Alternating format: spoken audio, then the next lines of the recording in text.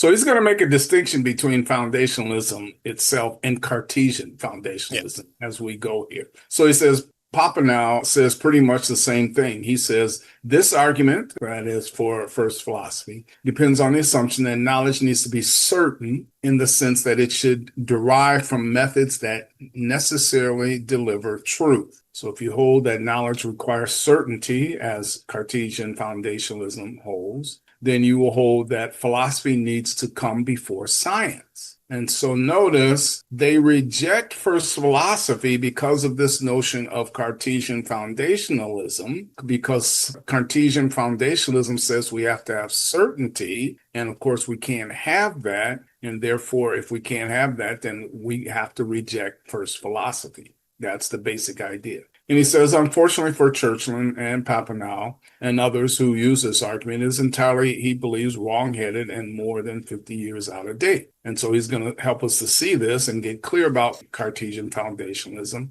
And he wants to take a look at some background issues in epistemology. So let's go ahead on and jump into epistemology, the nature of knowledge here, and see what he has to tell us. And again, let's point out the claim here.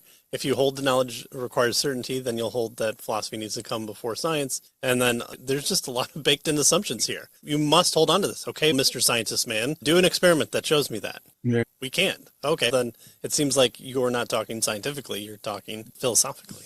All right, so foundationalism. We can accept some beliefs on the basis of accepting other beliefs. I hear a rustling sound outside due to the movement of leaves on our tree. I realize that a wind is blowing. My belief that there is a wind blowing is based on and justified my belief that the leaves are rustling. The first belief, that there is a wind blowing, is indirect, that it is justified mediately, that is through or by the means of the second belief, that the leaves are rustling. So notice what he's trying to do now is to help us to understand what foundationalism is all about. We accept certain beliefs on the basis of accepting other beliefs, right? That's the notion.